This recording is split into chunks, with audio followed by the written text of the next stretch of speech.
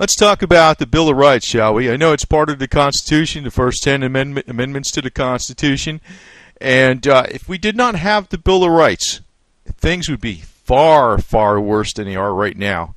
The people that put together the Constitution, they said, and it's logical too, what they said, but it's not realistic. It's not realistic.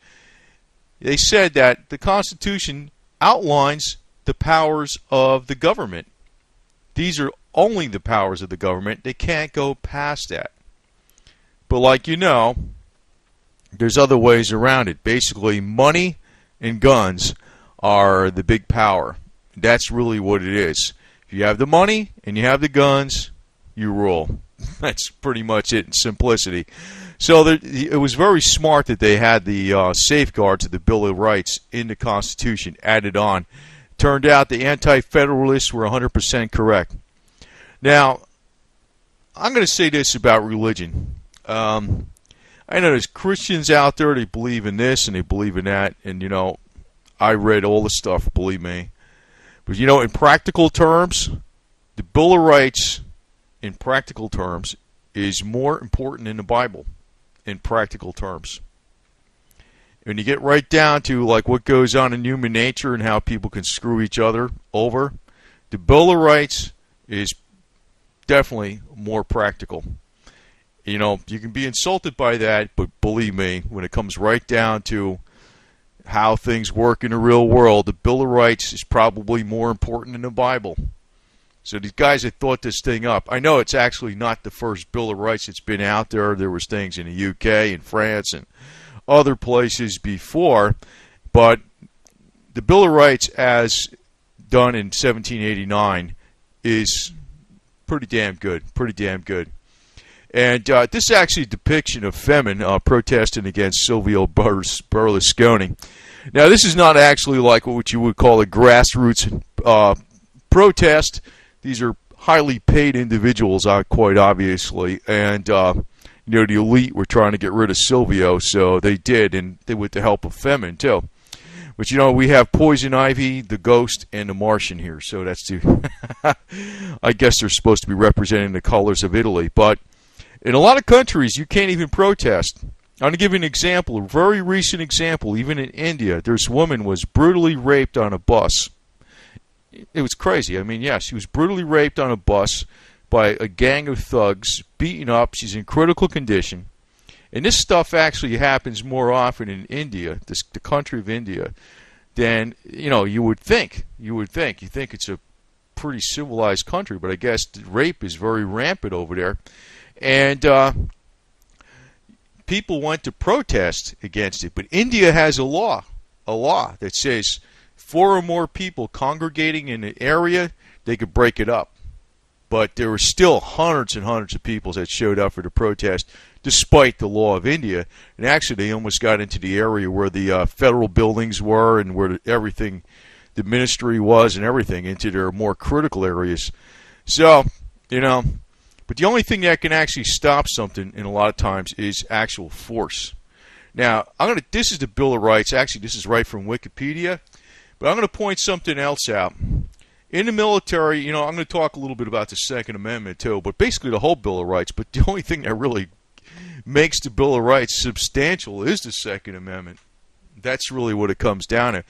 But, you know, if you look in today's history books, they got more on Marilyn Monroe in many cases than they do even on the Bill of Rights.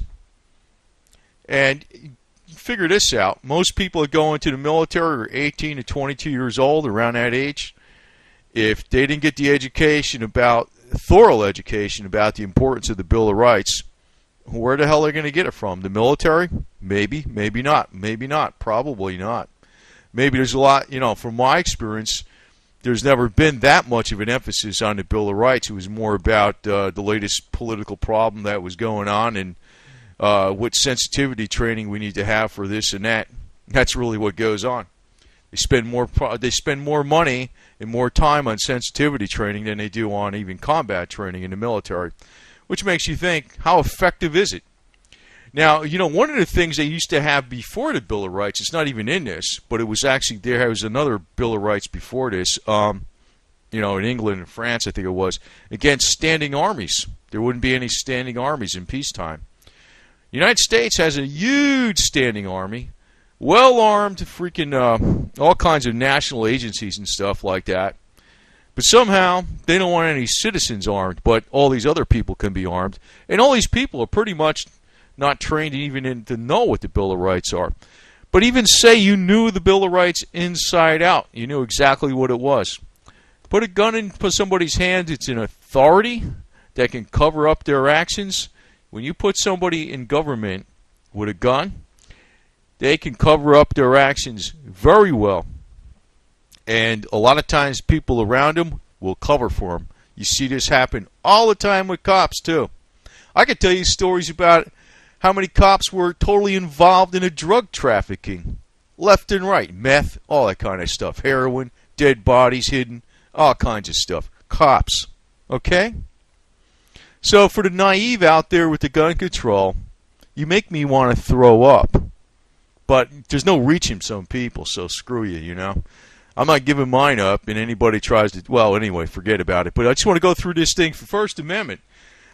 Basically, it's the free exercise of freedom of speech, freedom of press, right of assembly, freedom of petition, and also make no law establishing a religion or prohibiting any religion. So, basically, that's the most important one. Number 2, right to keep and bear arms. Basically, the militia is the people itself. And if you think about it, if everybody was required to actually even have a true assault rifle like an M16, which should be modified for a 6.5 Grindel instead of that crappy 5.56 round, we could fire half the green bureaucrats that call themselves military. Because a lot of them are.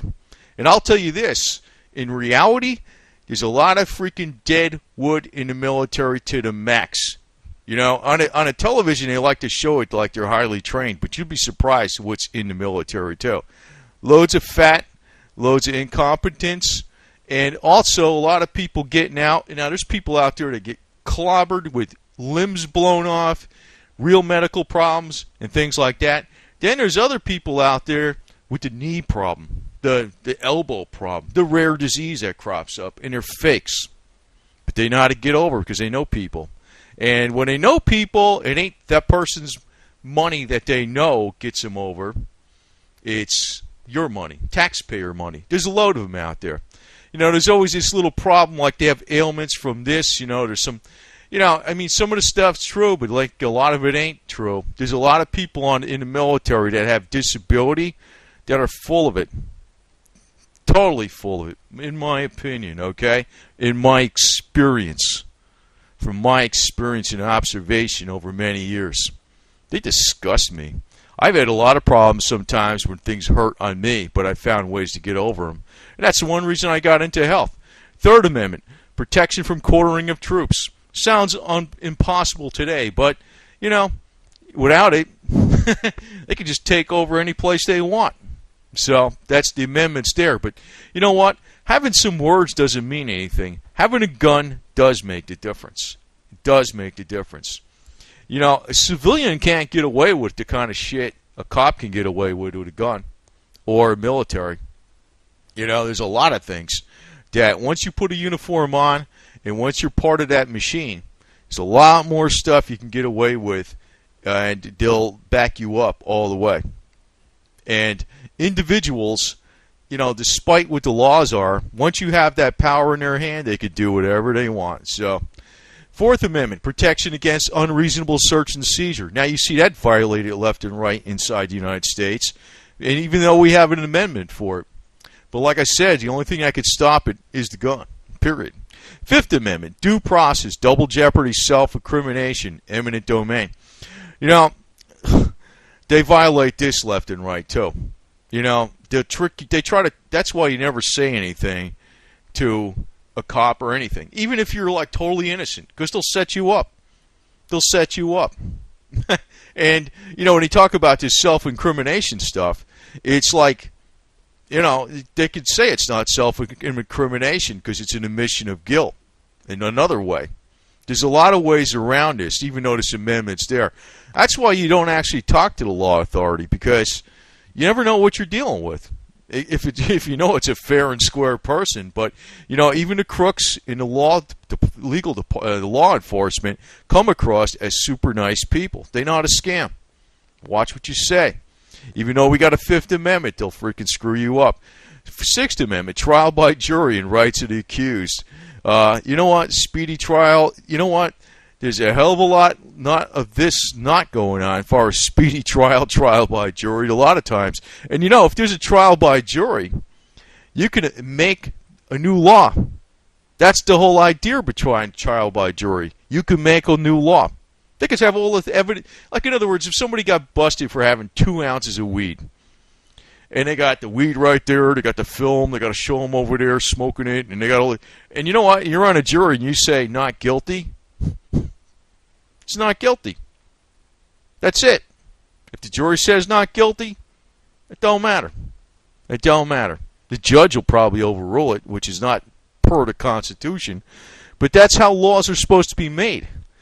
By the people, of the people, for the people. That's why you have juries, but a lot of times there aren't juries. Seventh Amendment, civil trial by jury. Eighth Amendment, prohibition of excessive bail, cruel and unusual punishment. They do a lot of that too. Jails are super overcrowded with like a lot of, and they'll encourage like male gang rape and stuff like that just to break down victims and stuff like that are put into jails.